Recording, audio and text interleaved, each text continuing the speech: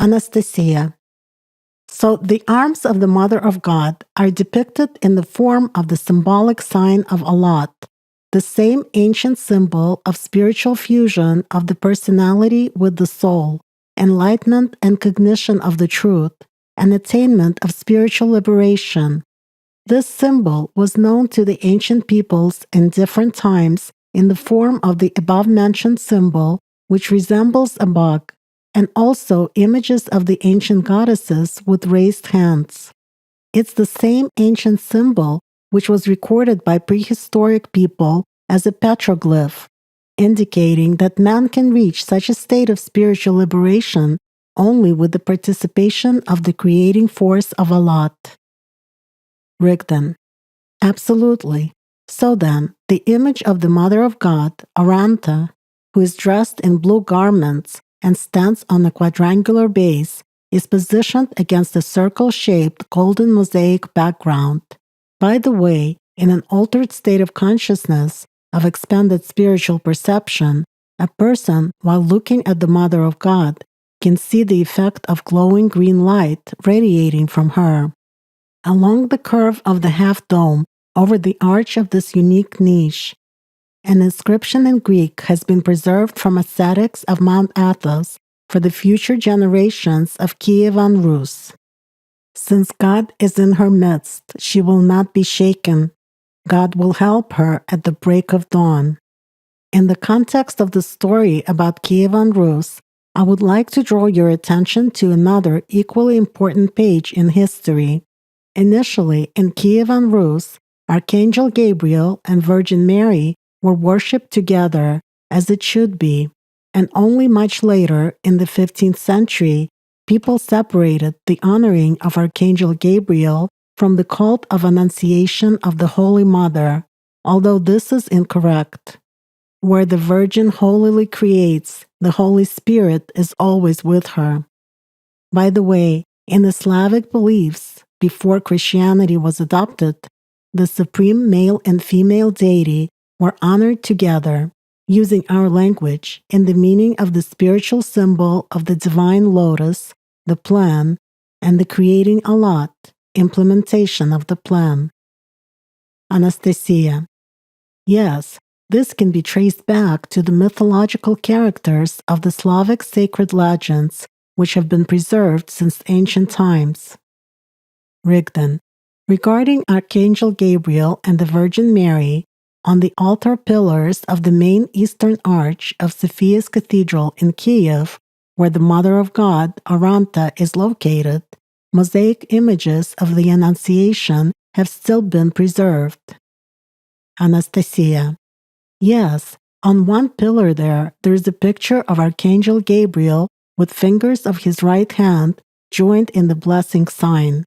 On the other pillar, there is the Mother of God with a spindle in her hand, spinning the spiritual thread of the human life. Rigdon. I would like to mention that in the Old Slavonic language, the word veritino, spindle, is linked to the word vertet, to spin, a vortex, spiral movement. By the way, the Slavs were not the only ones to have this word. The ancient Indian word vartanam also means spinning. Since ancient times, the spindle had been considered in the spiritual aspect to be a magic tool given from above. That is, speaking in modern terms, this is a symbolic description of the prayer, meditation, and spiritual practice. Spinning with yarn using the spindle was a certain spiritual symbol known to many peoples as the union of the earth and heaven, the union of a human during his fleeting life with the spiritual divine nature, the soul. The yarn in the religious art symbolized human spiritual life, and in the global meaning, it was a symbol of time, the connection of the past, the present, and the future. It was a spiritual component which united all pearls, souls. Many ancient peoples depicted the Great Mother with a spindle in her hands. Anastasia. Interestingly, scientists have ascribed the Great Mother to lunar goddesses, since she was usually portrayed by different peoples with a certain very ancient sign in the form of the moon's sickle, that is a crescent with horns pointing upwards, above which a circle was placed. Rigdon: Yes, man does not pay attention to many things until he knows. But as soon as real knowledge touches his brow and his soul awakens, he gains wisdom, and wisdom begets action. Anastasia: Those are golden words, the very truth itself. I think that for many readers, just like it was for us some time ago, it will be very interesting to find out about the active signs that were circulated in large numbers in Kievan Rus in that time. Could you tell us more about this important moment in history? Rigdon: Agapit of Pechersk partially let Yaroslav the Wise in on the secret of active signs. He told him in detail how and what particular main places of worship should be built in the capital and in the country, and most importantly, how and what signs to place on them, and also what had to be done to activate those signs in order to generate a spiritual surge in people and protect them from the influence of negative forces of the invisible world.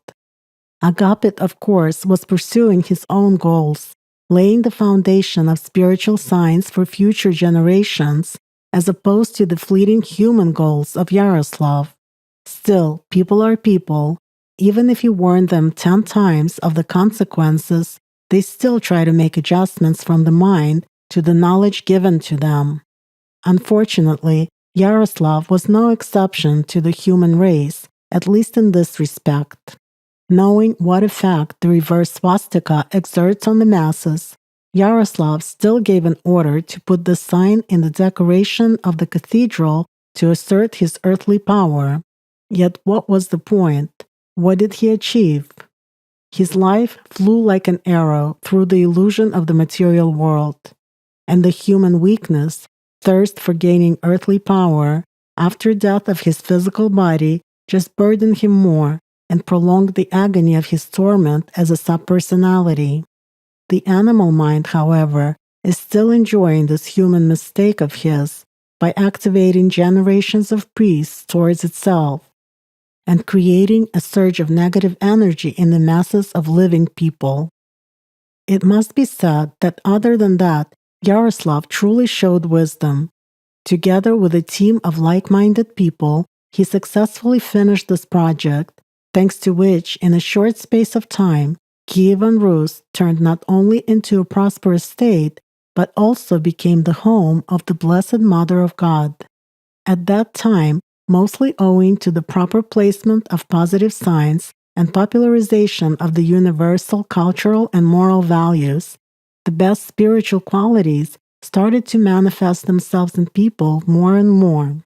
In the worldview of the Slavic people of that time, service to God's truth became synonymous with service to good, the supreme spiritual blessing, victory of God's grace.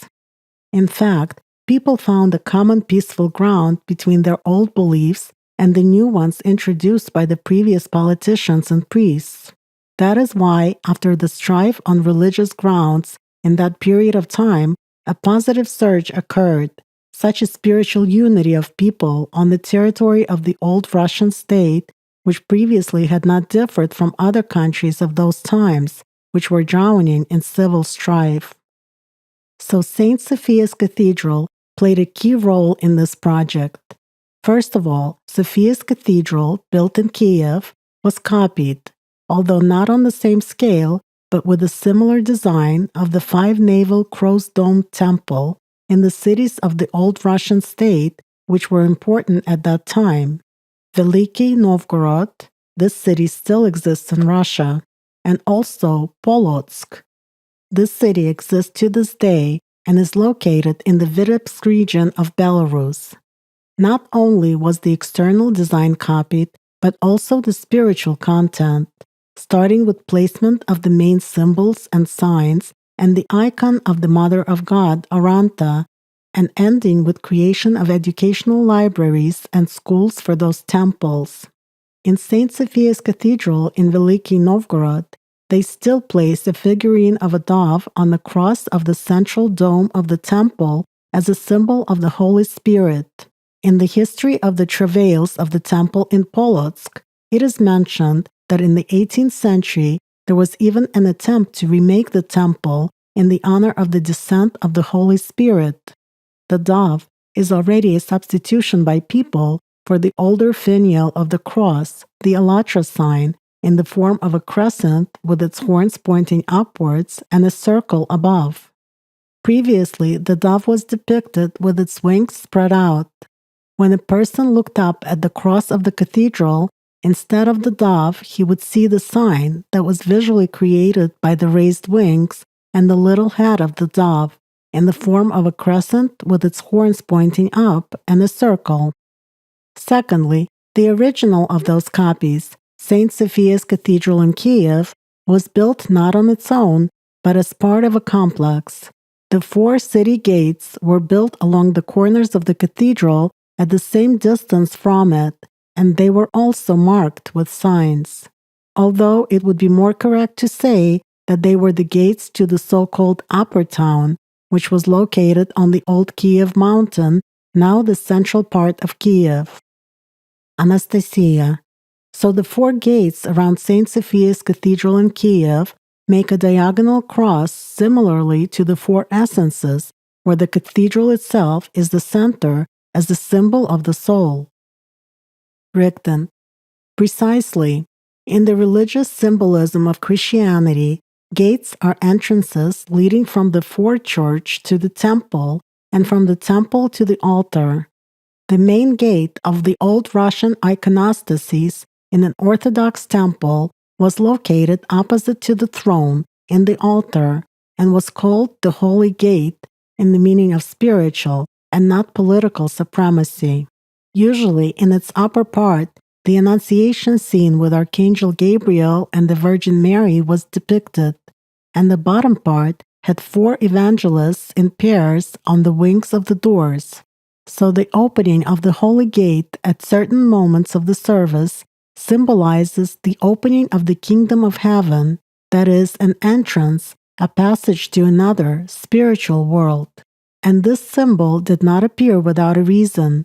This energy process of the opening of a passage into another world really takes place during spiritual work, both individual and collective, of strong spiritual individuals, regardless of what religion they belong to and in which country they live.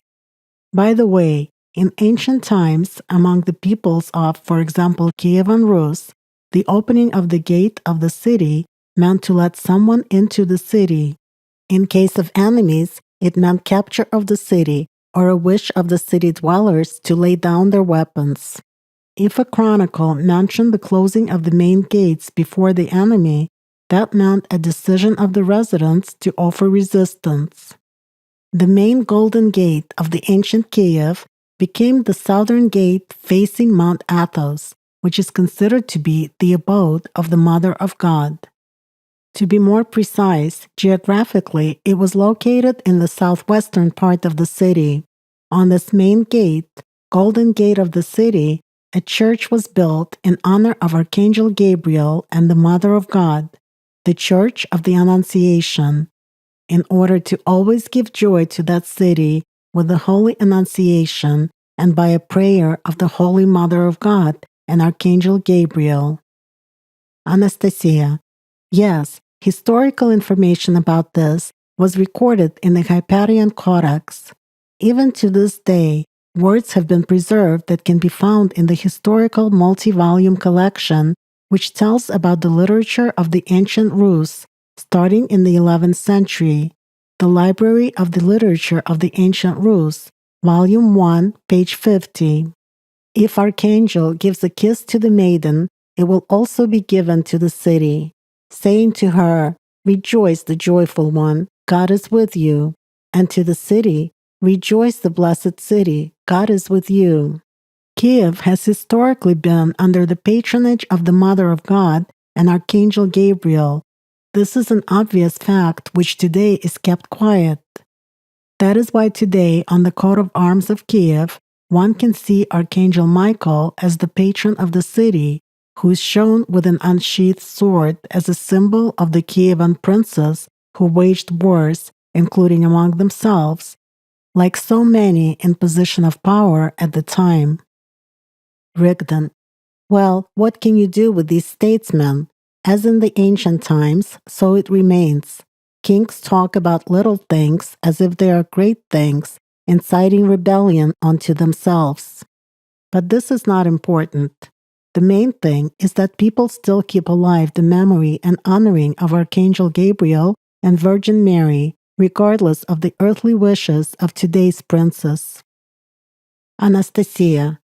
Without a doubt, this spiritual memory of the peoples can be traced from generation to generation, and this cannot but bring joy. But let's get back to the conversation, which is so interesting from the historical perspective. So the Golden Gate in Kiev was a symbol of the city, which was equivalent to the front essence in the spiritual interpretation of the knowledge about a human. Therefore, the symbol of the city's past, that is, the back essence. Rigdon. And the first stone church of Kievan Rus, which was dedicated to the Blessed Virgin Mary, and which today is known in history as the Church of the Tithes, became the conditional northern gate. It was built ages ago by Prince Vladimir, Yaroslav's father. The entire old Grand Ducal court of Vladimir was located beside it. Generally, it should be mentioned that this place has a more ancient history in relation to pre-Christian places of worship.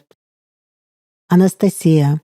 Yes, judging by archaeological excavations, foundations of palaces and much older buildings were found there, which belonged to the pagan times of the Slavs, and also the remains of even more ancient place of worship, a pagan temple, in the form of a stone platform with 4 protrusions at the corners. In other words, even in more ancient times, the old Kiev mountain had already been an important religious center of the Slavic peoples who lived in this area. Rigdon. Absolutely. So Yaroslav the Wise not only restored this church, but also consecrated it once again on the advice of Agapit, this time in the right way. The first church in Kievan Rus, which was dedicated to the Mother of God, symbolized the past that opened a way for the future, and it also played an important role in placement of signs in Kiev. The Western Gate, or as common people called it, Zhidovsky Gate, Jewish Gate, became the right essence for the ancient capital. Geographically, it was located in the northwestern part of the city. A few centuries later, when the city of Lviv was founded, the gate began to be called the Lviv Gate, since the road from Kiev to Lviv went through it. Today, Lvivska Square stands in that place in Kiev. It is interesting that over time, one can say nothing changed regarding the activation points which stimulate the animal nature in people. There was a market here in the olden days, and it remained. Only the name changed. It is trade center now. Even more, the incentive for hoarding and increasing material wealth in this city, just like in other major cities of the world, is once again blooming with weeds instead of really important and needed incentives for people, creating deeds from the fruit-bearing eternal tree, the spiritual nature. Anastasia. Unfortunately, that is so. If we take a look at modern Kiev, the first thing that catches the eye is the large number of trade centers, banks, and other similar institutions, one richer than the other. One gets the impression that everybody is obsessed only with trade, instead of true spiritual and creative deeds, worthy of a civilized human society. Rigdon. Such large cities of the world are a vivid example of the prevailing human choice. But I repeat, to improve the situation is in the hands of people themselves. So even at that time, Agapit suggested to Yaroslav that he reinforce this western gate with a spiritual and cultural object that has a sign which would balance the invisible forces, to avoid tilting towards the animal nature of the people who visit this place. So a church dedicated to the presentation of the Lord, Sretение Господне, translator's note, was built here. This was symbolic. Firstly, the Old Slavic word Sretение meant meeting, and according to the Old Slavic beliefs, it meant a meeting of a human with the divine and its glorification. Secondly, the biblical story of the presentation was dedicated to the Mother of God, the Virgin Mary, who brought baby Christ to the temple on the 40th day following his birth. In Orthodoxy, presentation was celebrated a week before February 25th, and in the spiritual aspect, it was considered to be a renewal, a meeting of the old and the new. That is why it was very symbolic that the Western Gate in ancient Kiev was reinforced exactly with this spiritual and cultural object. If Sophia's Cathedral was the center, the Golden Gate was conditionally the front essence. The Church of the Mother of God, Church of the Tithes, was the back essence, and the Western Gate was the right essence. Then the Latski Gate symbolized the left essence of the ancient capital of Kievan Rus. It was located at the place where today the city's central square is situated, the Independence Square, popularly known as Maidan. Anastasia, when I had heard this information from you for the first time, I was extremely surprised, thinking, that's interesting. Whose idea was it to move the capital's main square exactly to this place, deliberately emphasizing the left essence? Because as the capital square, this place gathers large crowds of people. Rigdon, perfectly true. It was done not by accident, but quite consciously, as they say from the mind, the animal one. Well, first things first. The area where the Independence Square is located in Kiev today was called Perevesische, that which outweighs, during the times of Agapit. There was a marsh there, and people called it Goat Swamp since olden times.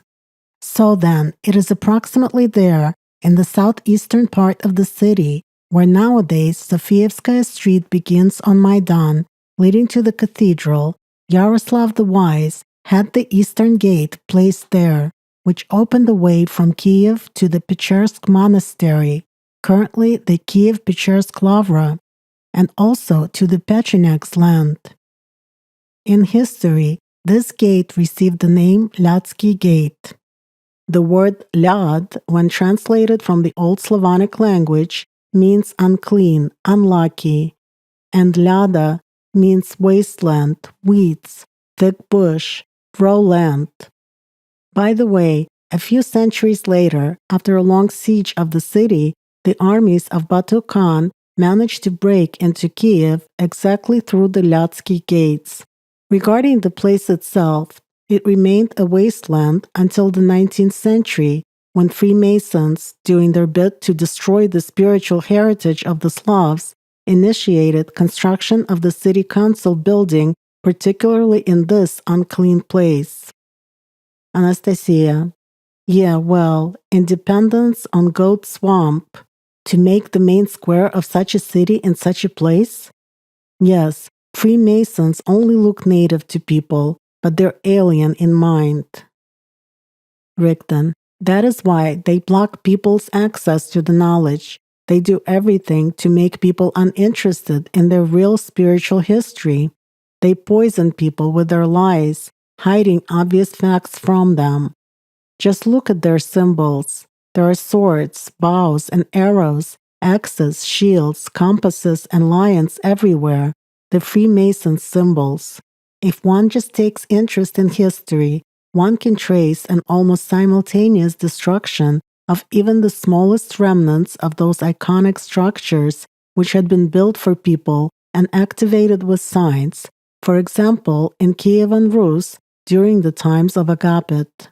For instance, the conservation-restoration of St. Sophia's Cathedral in Kiev took place exactly in the 17th, 18th centuries, and it was surreptitiously rebuilt in Baroque style which is why the building significantly changed its external appearance, including its geometric and spatial image.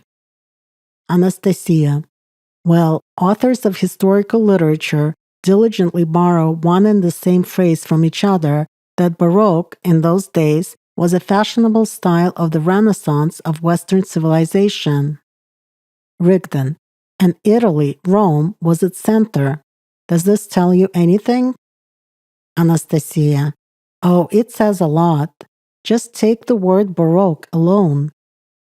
Rigdon. Indeed. The Italian word barocco is derived from the Portuguese parola barocca, meaning an imperfect pearl. In other words, a pearl with a flaw, a defect in a gem, a deformed pearl. This word is also present in the Latin language. Anastasia. Yes, taking into consideration that this style was connected with aristocratic circles and the church, it is not surprising that the word barocco was chosen for it as the name of a deformed pearl. Even more, later it was the dominant style in the European art up to the middle of the 18th century, especially in countries where Catholicism was prevalent. The Baroque is considered to be a triumphal procession of the Western civilization. Rigdon. Well, yes, a torchlight procession. As they say, whoever has ears, let them hear. It will not be difficult for clever people to understand why Sophia's Cathedral became the first architectural monument on Ukraine's territory, which was entered into the Worldwide Heritage List of UNESCO's, which means that rebuilding it, transferring it to a religious organization, or holding church service in it is prohibited.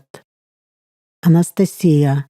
That means that the Freemasons from the Archons rebuilt the original, and now, using their own plausible tool, UNESCO, impose conditions on the local residents that cathedral may not be rebuilt, and moreover, traditional Orthodox church services are not allowed in it?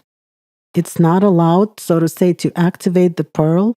Well, this cannot be called anything other than lawlessness. Rigdon. And this is perhaps the main spiritual pearl of Kievan Rus. And what have Freemasons done to other buildings in the same years? In the 18th century, they made attempts to rebuild Sophia's Cathedral in Veliki Novgorod to distort the geometric and spatial image under the pretext of reinforcing the walls of the building. The cathedral in Polotsk has been rebuilt anew. Furthermore, by the 18th century, Sophia's Cathedral in Polotsk was already significantly different from its original version, given how many times this building was first destroyed and then restored from the human mind for centuries to come. Even then, despite this circumstance, Freemasons played it safe, just in case, and erected a church with non-Slavic architecture in the Baroque style in its place at the beginning of the 18th century. Well, I'm not even talking about the four gates of Kiev.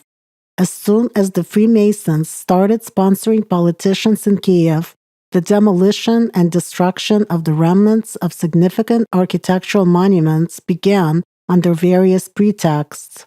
An old and well-known method of Freemasons is to destroy the original first and then provide their own copy. Thus, today we can see only a poor copy of the Golden Gate and speculation about the Freemasons' copy of the Latsky Gate monument, which was almost destroyed in the 19th century when the city council building was being built. There is a mere reference in the chronicles that there once was a Western Gate, and that the first stone church of the Mother of God stood in the city of Kiev. That is the whole story of how spiritual science helps some people develop themselves while they make others go mad, how some people create a spiritual pearl for the generations of the living, and how others try to apply their Baroque to it. Anastasia. Yes, the times and seasons of today's world. Rigdon. This is just an example from history, many likes of which can be found in the past centuries. The problem is not in buildings, the problems in people, and in the choices of humanity. Anastasia, by the way, getting back to the conversation about the peculiarities of architecture of the temples among the peoples of the world, using the main symbolism, including the pearl, just like the Christian temples have the altar part of the building shaped as a semicircular niche oriented to the east, so do the Muslim mosques have a special semicircle niche, mihrab. The Arabic word mihrab means the direction of the prayer. It is oriented towards the location of Mecca, the sacred city for the Muslims, located on the Arab Peninsula in Southwest Asia, where one of the main Muslim shrines is located, a structure in the form of a cube, Kaaba. So this niche is decorated with ornamental carving, painting, and incrustation.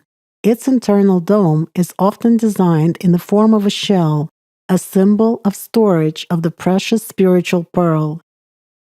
Rigdon, that is right.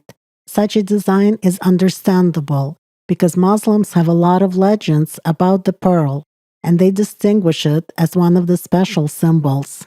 For example, according to the Prophet Muhammad's saying, the world was created from the white pearl. According to Muslim beliefs, the Almighty created the white pearl, the thickness of which was 7 skies and 7 lands put together. When God called the pearl to him, it trembled from his call so much that it turned into flowing water.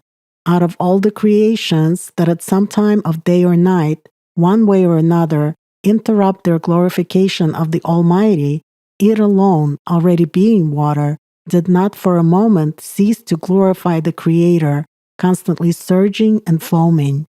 That is why God gave it superiority over others, making it the source and the beginning of life of all living beings. So all the living beings were made of water. And in order to carry this precious water, the Almighty created the wind, air, having endowed it with an uncountable multitude of wings. That is why, as a rule, the sacred niche is filled with many symbols. It was associated with the Blessed Virgin, the pure soul. Earlier, inside the mihrab, a burning lamp was hung because the divine presence in the world, or in human, was likened to the light of the lamp. The lamp is in the glass, and the glass is like a pearl star. It is the symbol of the light in the world. Anastasia, regarding symbols, it is also quite interesting to look at the composition of the prayer mat, namazlik, among the Turkic-speaking nations practicing Islam. In its nominally ornamental picture, it usually imitates the mihrab of this or that region. Rigdon, by the way, mainly all the same symbols and signs are present there that belong to the cultures and religions of many other peoples: octagons, hexagons, rhombuses, squares, diagonal crosses, and so on. Generally speaking, a shell with a pearl in the ancient times was a symbol of the soul, of the creating divine feminine principle. It was an attribute of many female deities and their names, symbolic of the sacred element of water. As I have mentioned before, the latter meant a habitat that was different from the earthly one and entirely different from the human understanding. However, every living thing was derived from it, was dependent on it, and needed it.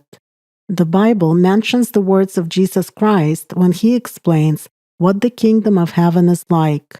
Matthew chapter 13, verses 45-46. Again, the kingdom of heaven is like a merchant looking for fine pearls, who having found one of great value, went away, sold everything he owned, and bought it. Nacre, which has a rainbow effect, was considered the pearl's divine shell. By the way, in the East, the sacred spiritual meaning of the soul in the form of a pearl was also often described poetically through the image of a water drop on the lotus. The thing is that lotus leaves have a specific whitish wax coating. Since olden days, the unusual effect of the lotus has been known. When water, for example rainwater, gets on the lotus leaves, it beats up into spherical drops. In the sunlight, these droplets, shimmering with the iridescent color of nacre on the whitish coating, seem like precious pearls. Naturally, this effect could not go unnoticed by the Eastern poets, thanks to which their lyrical verses became a metaphor with a deep sacred meaning. From the eternal sky, raindrops suddenly fell on the lotus, and light moisture on the leaves became a pearl. The French name for pearl, perle, is derived from the Latin perula, meaning a speck. The latter, in turn, is derived from the word perium, meaning a sphere. The Slavic word perlmutter is borrowed from the German word perlmutter, where perle stands for a pearl and mater means mother. In Latin, mater pearlorum is the mother of pearl. The ancient Romans also called the pearl a margarita. This word was borrowed from the ancient Greek language. Margaron is nacre. It is from this word that female names associated with the epithet of the ancient goddesses of love, beauty, fertility, eternal spring, and life are derived. For example, the name Margarita, pearl, is derived from the epithets of the goddess Aphrodite, who, according to ancient Greek mythology, was born as a result of virgin conception and arose from the sea foam in a shell like a shining pearl. The name Marina, marine, is derived from the epithets shining and the mother of pearl of the ancient Roman goddess Venus. The Latin word Veneris means love, which was identified with Aphrodite.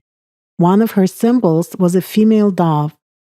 That is why in early Christian art, which originated in the Roman Empire, there were images of the Virgin Mary with a shell above her head as a symbol of the one who brought the divine pearl. It should be noted that the name Maria in the Roman Empire was associated with the concept which was traditional for the peoples living there, of the goddess of love, the glowing one, and mother of pearl, but not sad, rejected, and certainly not bitterness, as her name was later presented by the Jewish priests for the public. Anastasia. That's how they do it. Rigdon. They do it only because people themselves do not want to know more than what priests have specified for them. And this is the result. But suffice it to take a look at similar sacred symbols and designations among other peoples of the world, the access to the knowledge of which is deliberately being limited in the believer's mind with the word pagans, infidels, and so on, and everything will fall into place. Anastasia. Well, yes. From whom did the priests copy popular ancient symbols, signs, and attributes of divine characters? From other peoples.